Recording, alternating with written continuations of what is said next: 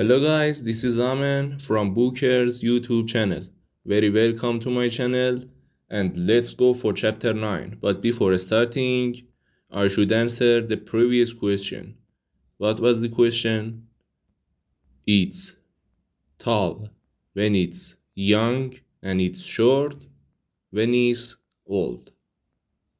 Could you guess the answer? It's candle. Candle. When it's young, it's old, and when we turn it on, it became shorter and older. So let's go for chapter 9. Boxer's split hoof was a long time in healing. They had started their building of the windmill the day after the victory celebrations were ended. Boxer refused to take even a day of work and made it a point of honor not to let it be seen that he was in pain. In the evenings, he would admit privately to Clover that the hoof troubled him a great deal. Clover treated the hoof with poultices of herbs which she prepared by chewing them, and both she and Benjamin urged Boxer to work less hard. A horse's lungs don't last forever, she said to him, but Boxer wouldn't listen. He said, only one real ambition left: to see the windmill well underway before he reached the age for retirement. At the beginning, when the laws of Animal Farm were first formulated, the retiring age had been fixed for horses and pigs at 12, for cows at 14, for dogs at 9, and for sheep at 7, and for hens and geese at 5. Liberal old age pensions had been agreed upon. As yet, no animal had actually retired on pension, but of late the subject had been discussed more and more. Now that the small field beyond the orchard had been set aside for barley, it was rumored that a corner of the large pasture was to be fenced off and turned into a grazing ground for superrounded animals. For a horse, it was said, the pension would be 5 pounds of corn a day, and in winter 15 pounds of hay. With a carrot or possibly an apple on public holidays. Boxer's 12th birthday was due in the late summer of the following year. Meanwhile, life was hard. The winter was as cold as the last one had been, and food was even shorter. Once again, all rations were reduced, except those of the pigs and the dogs.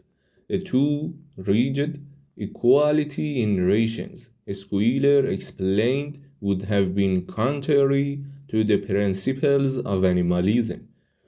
In any case, he had no difficulty in proving to the other animals that they were not in reality short of food, whatever the appearances might be for the time being. Certainly, it had been found necessary to make a readjustment of rations. Squealer always spoke of it as a readjustment, never as a reduction.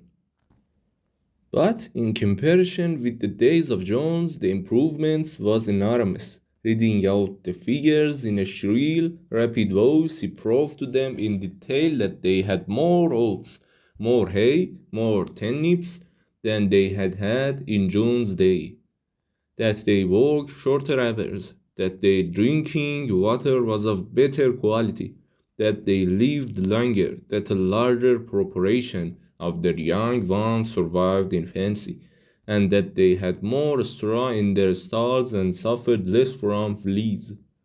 The animals believed every word of it. Truth to tell, Jones and all the stood for had almost faded out of their memories. They knew that life nowadays was harsh and bare, that they were often hungry and often cold, and that they were usually working when they were not asleep. But doubtless it had been worse in the old days. They were glad to believe so. Besides, in those days they had been slaves and now they were free, and that made all the difference, as Squealer didn't fail to point out. There were many more mouths to feed now. In the autumn, the four sows had all littered about simultaneously, producing 31 young pigs between them. The young pigs were peopled, and as Napoleon was the only boar on the farm, it was possible to guess at their parentage. It was announced that later, when bricks and timber had been purchased, a schoolroom would be built in the farmhouse garden. For the time being, the young pigs were given their instruction by Napoleon himself in the farmhouse kitchen. They took their exercise in the garden and were discouraged from playing with the other animals. About this time, too, it was laid down as a rule that when a pig and any other animal met on the path, the other animal must stand aside, and also that all pigs of whatever degree were to have the privilege of wearing green ribbons on their tails on Sundays. The farm had had a fairly successful year, but was still short of money. There were the bricks, sand, and the lime for the schoolroom to be purchased, and it would also be necessary to begin saving up again for the machinery for the windmill.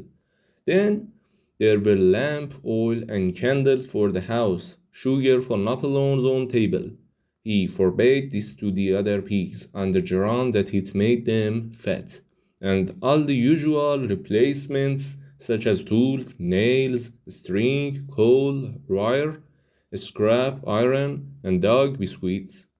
The stump of hay and part of the potato crop were sold off, and the contract for eggs was increased to 600 a week. So that year the hens barely hatched enough chicks to keep their numbers at the same level. Rations reduced in December were reduced again in February, and lanterns in the stars were forbidden to save oil. But the pigs seemed comfortable enough, and in fact were putting on weight if anything. One afternoon in late February, a warm breeze, appetizing scent such as the animals had never smelt before, wafted itself across the yard from the leather brewhouse which had been decised in John's time, and which stood beyond the kitchen. Someone said it was the smell of cooking barley. The animals sniffed the air hungrily and wondered whether a warm mash was being prepared for their supper. But no warm mash appeared, and on the following Sunday it was announced that from now onwards all barley would be reserved for the pigs. The field beyond the orchard had already been sown with barley, and the news soon leaked out that every pig was now receiving a ration of a pint of beer daily, with half a gallon for Napoleon himself, which was always served to him in the Crown Derby soup tureen. But if there were hardship to be borne, they were partly offset by the fact that life nowadays had a greater dignity than it had had before. There were more signs, more speeches, more processions. Napoleon had commanded that once a week there should be held something called the spontaneous demonstration, the object of which was to celebrate the struggles and triumphs of Animal Farm. At the appointed time, the animals would have their walk and march round the precincts of the farm in military formation, with the pigs leading, then the horses, then the cows, then the sheep, and then the poultry. The dogs flanked the procession, and at the head of all marched Napoleon's black cockerel. Boxer and Clover always carried between them a green banner marked with the hoof and the horn and the caption, "Long live Commander Napoleon." Afterwards, there were recitations of poems composed in Napoleon's honor, and a speech by Squealer giving particulars of the latest increases in the production of foodstuffs, and on occasionally a shot was fired from the gun. The sheep were the greatest devotees of the spontaneous demonstration, and if anyone complained, as a few animals sometimes did, when no pigs or dogs were near, that they wasted time and meant a lot of standing about in the cold, the sheep were sure to silence him with the tremendous bleating of 4 legs good, 2 legs bad. But by and large, the animals enjoyed these celebrations. They found it comforting to be reminded that, after all, they were truly their own masters and that the work they did was for their own benefit. So, that's what with the songs, the processions, squealers, lists of figures, the thunder of the gun, the crowing of the cockerel, and the fluttering of the flag, they were able to forget that their bells were empty at least part of the time. In April, Animal Farm was proclaimed a republic and it became necessary to elect a president. There was only one candidate, Napoleon, who was elected unanimously. On the same day, it was given out that fresh documents had been discovered which revealed further details about Snowball's complicity with Jones.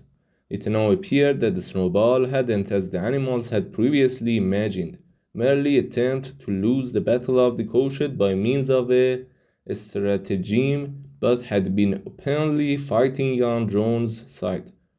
In fact, it was he who had actually been the leader of the human forces and had charged into battle with the words "Long live humanity" on his lips.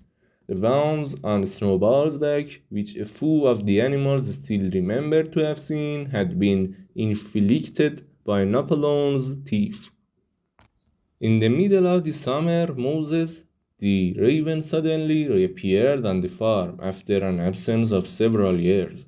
He was quiet and changed, still did no work, and talked in the same strain as ever about Sugar Candy Mountain. He would perch on a stump, flap his black wings, and talk by the hour to anyone who would listen.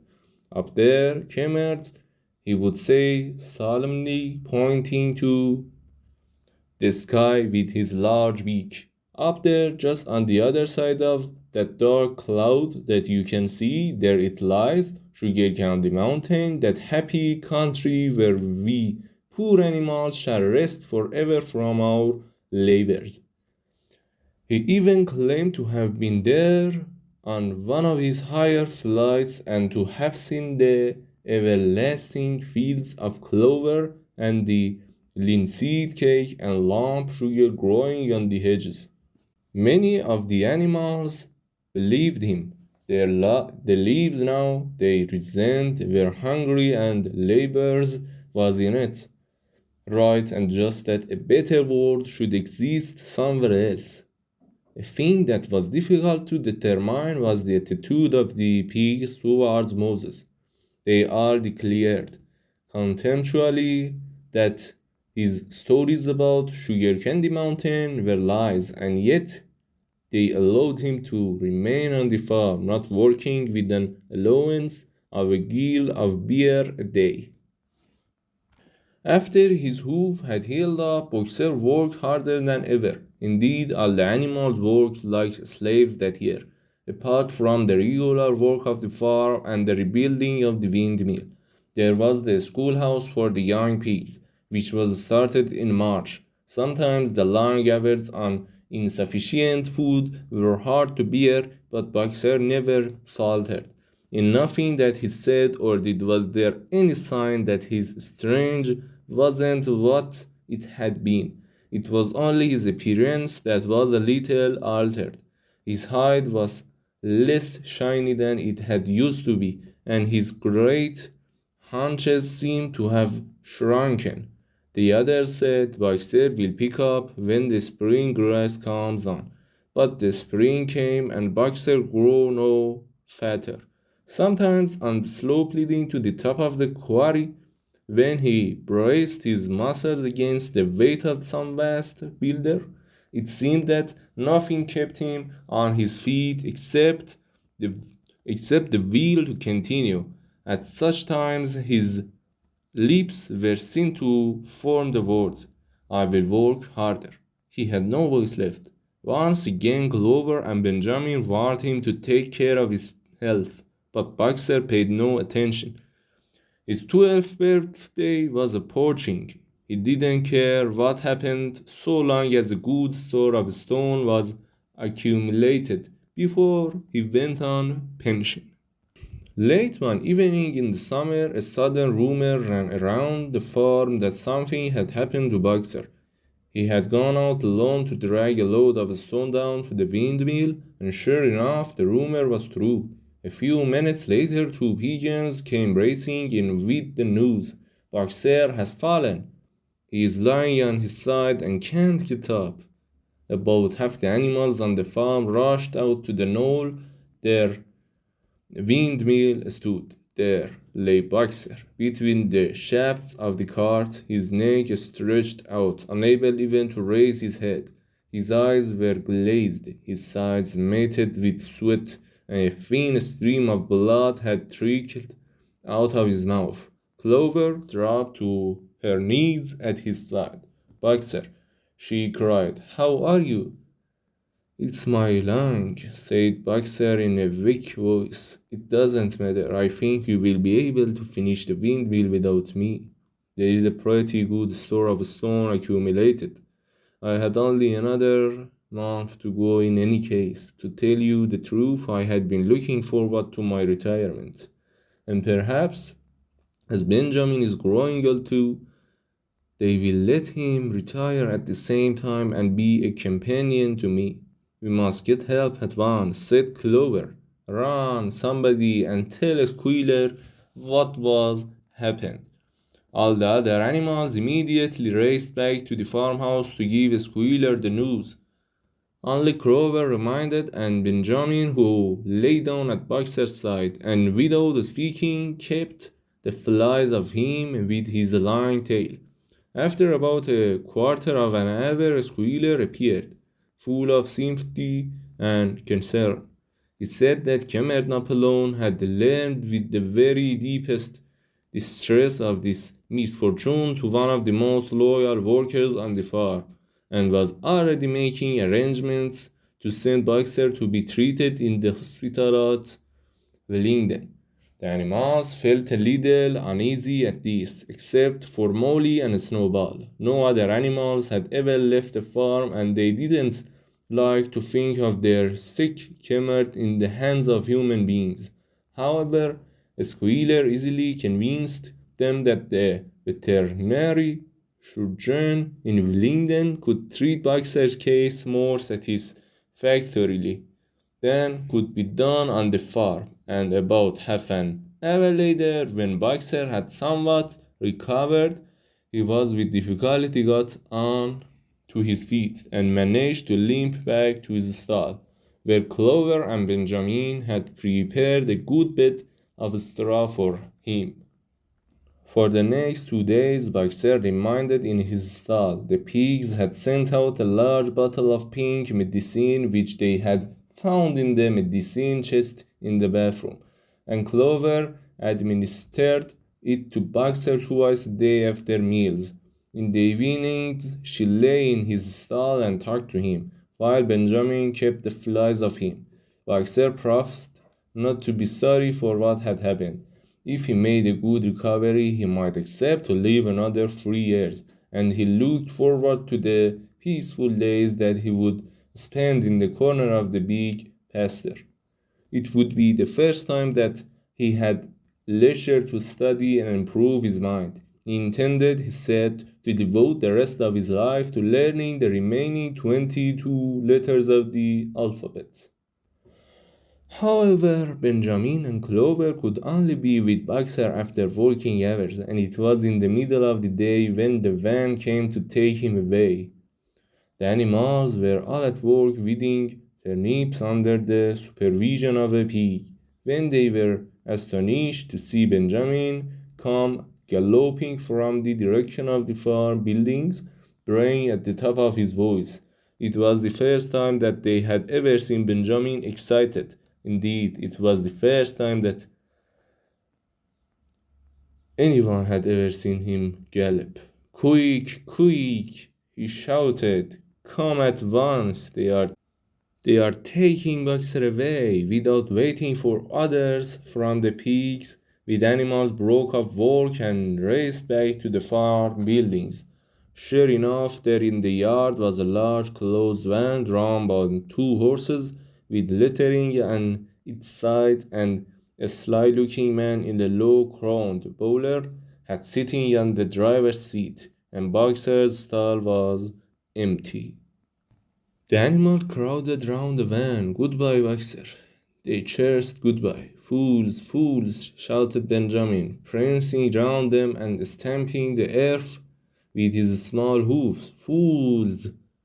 Do you not see what is written on the side of that van? That gave the animals pause, and there was a hush. Morel began to spell out the words, but Benjamin pushed her aside, and in the midst of a deadly silence, he read Alfred Siemens, horse slaughterer and glue boiler, Willingen, dealer in hides and bone meal, Niels supplied. Do you not understand what that means? They are taking Boxer to the Neckers. A cry of a cry of horror burst from all the animals. At this moment, the man on the box whipped up his horses, and the van moved out of the yard at a small trot.